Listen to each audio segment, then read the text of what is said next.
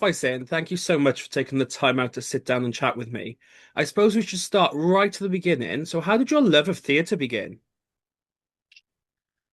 Oh. When I was a kid, I used to go to my mom put me in summer theater when I was like really, really little and probably like 4 years old because I always had like a ton of energy and she was just like, you've got to do something. But this is the world's saddest story, okay? So I was in a production of Jack and the Beanstalk. And I was the chicken that laid the golden egg, which is a, like, like an important Hmm. moment in the story. When I was little, I was like 4 or 5 years old. And I went out on stage. I think I had one line, and I had been going to camp for like maybe 3 weeks, right? And practicing. And my mom had made me this costume with like a chicken head and like big flappy wings and everything. And I go out on stage, and I remember this so clearly. And there were like 100 people out, Oh. and it seemed like so many people. And I got stage fright. Oh. And I just went, and I couldn't remember my lines. Oh. And I could hear the director whispering the line, and I like couldn't remember it. And I just stood there and I looked around and I looked around and I was so ashamed and so embarrassed. And and I like just remember leaving the stage and being like, I'm never going to be successful at theater. But I also remember like loving the experience of summer camp. And so I think what I really fell in love with was like stories and the Hmm. idea that stories could become like real things on the stage. But I was so terrified of forgetting my lines forever and ever and ever. I think I became much more of like, I will write the lines or I will Hmm. go to theater mm, for a Hmm. long time. So So, yeah. But I hmm. was a little kid. So, how did that sort of writing journey begin then? How did you get into writing? Mm. I think I've always just been a writer since I was a little Hmm. kid. I love stories, loved all the little kid stories of Alice in Wonderland and Lyra from the Golden Compass and all of those. And I just wanted to do that. I wanted to make those sort of magical, vague worlds, Hmm. that could make something from your brain come alive in someone else's brain. Like to me, that's such a beautiful experience. So, Hmm. yeah, always little kid. And then before this show, I had a traumatic brain injury six Hmm. years ago. And for that, I couldn't write for because my brain was so messed up from the Hmm. injury. I ended up falling while kite surfing about 25 feet onto my head, which is like Yeah. kind of a central part of the Hmm. show. And and I went to turn to painting for a long time because I couldn't do like sustained work on Hmm. a computer. And then for a while, I was just so struggling with everything that had happened to me and trying to figure out like why did this happen to me, like Hmm. what was going on. That's when I really turned back to writing again very seriously and was like, I'm going to figure this out. I'm going to become a great storyteller. I'm going to become a really great writer. Hmm. And so it's always been there, but it's kind Hmm. of circled back time and again and very circled back a lot now. Mm. Obviously, you hinted at there. Obviously, your show almost died for this. So, where did the idea for that show come from? Obviously, I know you've mentioned there the incident, but how did you get into actually Mhm. writing it down and going, "This is something I want to put on stage"? It was so overwhelmed with not being able to understand really even the idea that I had almost died. Mm. Like I didn't have, I like couldn't say that for like years and years until after the brain injury. But I knew there was a story in it and I knew there was something I couldn't understand. And so I just started like digging away at and digging away at it little by little by little. And I thought, oh, maybe this is a memoir. Like maybe this is where I should start writing. And I tried and I like couldn't nail the ending. I had no idea how it ended. And if you don't have any idea how something ends, it's actually very hard to know where the beginning of it. Right? You don't really know the arc. And I had this wonderful friend. She's a writer, screenwriter. She's a film that's now in the process of being made, a rom-com. And she said, I think you should talk to my friend, Matt. Matt Hoverman runs this program, like a school almost, Hmm. where he helps people write solo shows. And my friend Michelle said, I don't think what you have is a memoir. He said, I think you have a. And so I ended up taking this class with Matt, and it really started to become very clear to me that my story, the journey, very much followed the sort of framework of a good solo show. And so that is how I got into understanding that it was a story for the stage. But then I was really nervous to do it, like to perform it, But I ended up going to Fringe last year as an audience member and being so taken by the experience and the stories that people were telling and the transformative expect people stories were having on me. And I thought, well, I have learned so much. There's so much I want to share and through. If I could have the impact on someone Mm. else, what one of these shows have had for me, mm, it's worth it. And Mm. so that is sort of what pushed me to go even further and actually put it up and Mm. did a run in New York and then Wow. keep Mm. on going. So obviously you mentioned there it is a solo show, so you are the only performer on the stage. Yeah. So obviously writing your own show and then performing as a solo performer in your own show, was it always the idea for you to be the only person on stage? No, I don't want to be a performer. I would love to like write and then have someone else do it. But I think the hard thing about telling your own story is the more distance you create between yourself and the audience by having another performer, Hmm. the more you're creating a barrier, right? The Hmm. more inauthentic that transition from storyteller to audience becomes. And in the end, I just sort of realized that I had to be the person Hmm. telling the story. Now, there's no one else on stage. So I do have a violinist who plays as part of the performance, Daniel Lee, who's incredible, who live improvises the music Wow. in response to my performance. So there ends up being this sort of beautiful conversation that happens between the violin and myself that is also nice as a performer to sort of have Mm. like on the very first night when I went out there and I had never performed something in a long time. And as a child, I had lost, forgotten my lines, and I was so afraid that I would get out on stage and again, like completely forget my lines. That I had this idea in my back pocket. Like if I go out there and I can't remember anything, at least I can like have Daniel come and like perform for everyone for an hour and they'll still get their money's worth. Mm. But luckily I remembered and he didn't have to do it. But um, no, if there was a way I could have told this story with the professional, I would have 100% preferred that. But I have come very much to enjoy the experience of telling a story, of telling a story on stage and having really that conversation with the audience that is kind of unlike any other form of storytelling. Mm. Whenever I write on a page, I'm not sitting there hearing you laugh or cry Mm. or curse me out. I can only get that in the experience of the theater. And, Mm. and that I think is extremely Yeah. special, and beautiful, and precious. Mm, totally. And obviously, you mentioned it's such a sort of a true but raw and sort of impactful story, something that you've actually gone through. So, what is it Mm. like, sort of reliving those moments on stage of going, "This is something that I've been through before, and now I'm going through it again."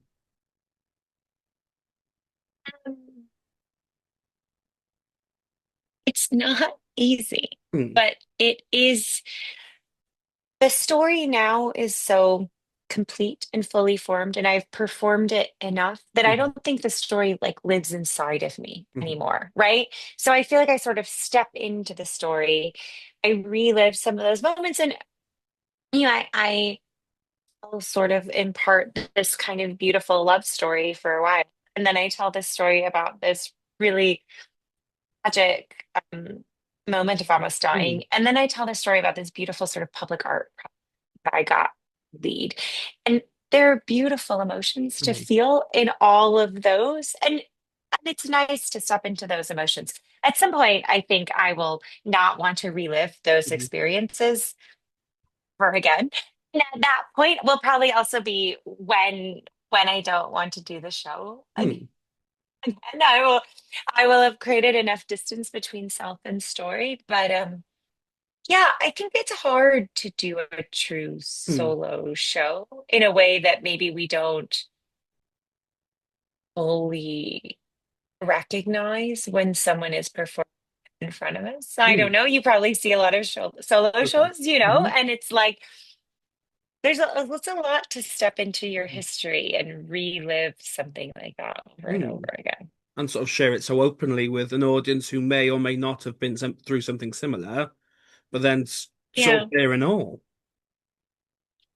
Yeah, but I think that's also the kind of beauty of it, Hmm. right? Is like I read something recently that said storytellers share their story in public with an audience so that the audience, I'm gonna get it wrong, so that like something about so that the audience doesn't have to live the same experience Hmm. or something. And Hmm. to me, like that's why I'm doing this. Like I learned some pretty critical Hmm. lessons about life and the feminine experience and love and the love stories that we tell everyone that we sort of adhere to or idolize that I don't want you to have to Hmm. go through and learn the same terrible lessons, And so by being able to share the story, to me, it's like a service offer. Hmm. Like I am in service of the audience. And so I want to give them that Hmm. so that they don't have to make the same mistakes. Like I don't want people also to almost die because of sort of these inaccessible ideals of Hmm. love. I want people to find their own freedom and their own personal expression and so yeah, I'll like step into that pain if it Hmm. saves someone else the pain of going in there. Like it doesn't hurt me anymore. Yeah. So Hmm. I Totally. don't mind. Obviously, Yeah. you mentioned there you've done the show a few times, but obviously, Mhm. fairly recently, you got a very exciting announcement that you are heading to the Edinburgh Fringe Festival. Yeah. So, Yes. what was it like getting the announcement that you are heading to the world's biggest theatre festival? Oh, exciting Hmm. and terrifying. Hmm. It's competitive and it's a lot of noise. And I think it's a lot to go to a place where you don't really know anyone and be like, I'm going to make a go of this and see what happens. But also so exciting. I've been to all of these talks and I really do think that like good stories break through at Fringe and Hmm. you really find your audience and your people. And I went last year and I just like loved it. Like I kept telling people like, I feel about Fringe the way people feel about Burning Man. Like, I just Hmm. found it to be so wonderful and friendly and transformative. Like, I saw 37 shows in 5 days and I like cried so many times and I like Hmm. laughed. And I just felt after those 5 days like so full of the human feelings Hmm. and experience. And so I'm also like thrilled by that. Like I went to see as many shows as I possibly can. And, I still have a regular life. So I probably won't see 37 shows every 5 days. Hmm. But, the chance to sort of take in all that work is exciting and share my work. And Hmm. I don't Yeah. know. I'm also nervous. All the feelings. So it's going to be my first Fringe experience this year. I've never actually been before. Really? So I'm very excited No. to head up. And obviously, I believe I'm already booked in to see your show. So I'm very excited to attend and see it. Amazing. I'm so excited. But Wait, you've never been before? no, it'll be my first time this year. I Are you know. gonna go the whole three? Are you gonna go the whole time? I believe I'm there for 9 days. Because Oh, obviously I've how got to many also, shows are you gonna try and see? at the moment, I've got a little rough sort of schedule. I'm currently on 26, 27 shows, which Right. is already immense to me, but obviously your total is a lot higher. Like that, how you could fit it all in, no idea. I was just like running between places and I was just like eating a protein bar and then grabbing a banana. And I did shows, I think, like 9 a.m. to almost 1 a.m. But it Wow. was so wonderful. But you have space, you can fit Hmm. room for serendipity and the great shows that haven't Hmm. come across your desk yet. And oh, that's so exciting. Well, I'm so honored that you're going to come to my show, and I hope it makes you laugh and make you cry. And Thank you so that's my much. mark of a Mm, good fringe show. If I make you laugh and I make you cry, and you're thinking about it after, then totally. What Mm. more can you ask of a show? Totally, but obviously haven't been obviously you've been as a sort of participant, as a punter, and now you're taking your own show. So how has that changed how you're preparing for the journey to the Fringe and the stretch, the slog that is the Fringe marathon? Well, last time I went, it was like lovely. I was there Mm, for 5 days alone. I could just swan in and swan out. Um, already started reworking the script. I'm shortening my show a little bit, so it's hmm 55 minutes. Um, I'm part of a New York Fringe Festival at 59 East 59th Theater in the month of July, so a hmm chance to sort of do some more live performances. Um, I'm really like, I'm thinking about it like marathon. hmm I just started renovating a house in Maine, which is also a project like a marathon, but physically it's so hard that I've been thinking about it as like this is my mm training for doing fringe of, doing something that's a really hard, mm long slog because I think so much of the festival is physical, it's hmm mental, it's just like I'm gonna make it through this and you're really going with no expectations of what's going to happen. How many tickets are you going to sell? Is anyone going to come? I went last year, I went to a woman's show and she'd had two shows with no one showing up and then one show with I was the only guest and it really broke my heart, mm because you're putting so much effort into bringing your show up and then no Yeah. one sees it. It's just so sad. So yeah, so trying to, have the mental Mm. fitness game to be ready. Also, the venues are very far apart. So, like, gotta find my collection of cool walking shoes. Last year I wore sandals and they broke and it was really terrible. So, you gotta have good shoes. Mm. So we are coming to the end of my questions, but I do have a couple more. So I know Okay. we've talked about the show so far, but for people who are unaware, what is your show about? What can they expect from seeing I Almost Died for This? Mm. It's a solo show about a woman who meets her soulmate, is in love, ends up getting a traumatic brain injury, hikes an active lava lake volcano in the Democratic Republic of Congo, the most dangerous country in the world. Starts a public art movement, and then comes sort of roaring back and trying to understand the conditions that led to the Mm, brain injury. And so it's some very high level. It's about what it means to be someone who believes in the social ideals of love. mhm, And on another level, it's about how much I made myself small and sort of twisted myself in order to win over mm, it. Only to find that sort of finding my soulmate didn't set me free in the mm, way I thought, and that I needed to kind of find an entirely different journey mm, to find my freedom. So that sounds so serious, but it is also kind of like a funny, silly show about dating and brain mm, injuries and the really stupid stuff that we do for love. And in some way, it is a serious show. There's like a big moment that hopefully makes you cry or pulls mm. on your heartstrings or lets a little one drop. So yeah, that's what Mm. a bit of that. So if they like the sound of that, where can they stay up to date with you and the show and get tickets? Okay. You can go to kristinalibby.com/solo show. It's at my show's at Space UK. hmm Two different times. For 2 weeks, it's in the morning, and then the final week of the run, it's in the evening. So maybe whatever suits your Mm. schedule. And you can follow me on Instagram, Kristina M. Libby, or sort of any place for social. I knew you I come out on all the different socials except for Mm. TikTok. I just don't have time for that. And this is too much. I like go on Mm. TikTok and then I'm like 3 hours later, I'm like, Yeah. I should eat something. And so I'm off TikTok, Instagram, LinkedIn, whatever. You can find hmm me there. Yeah, and I'd love it. Love it Mm. if you come to the show. Yeah.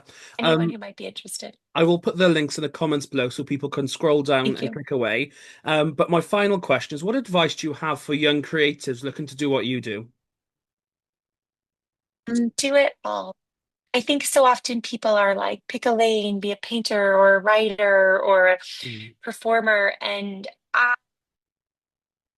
I actually run a community called the Cohort that's largely about this, that it is the intersectionality of all of my mhm, skill make me a truly unique person, that make me interesting, that give me a specific lens on the world. And so, and every time I learn a new skill, I kind of put it in this basket and I get to like bring them together in a different way to make like a truly unique Kristina Libby mm, thing. And I think don't special, mm, especially not in an AI driven world where specific skills can be replicated.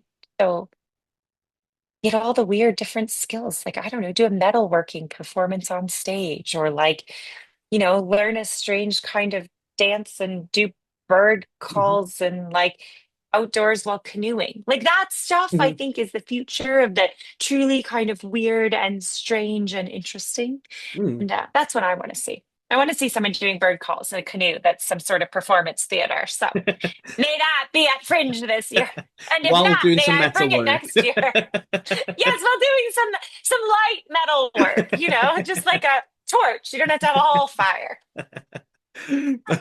Fantastic. So I started by saying it, but I'll end the same way. Thank you so much for taking the time out to sit down and chat with me. As I said, I'll put the links in the comments below so people can scroll down and click away. And I'm obviously very excited to see your show in the Edinburgh Fringe, and hopefully I'll bump into you. But I wish you the best of luck, and I shall speak to you soon.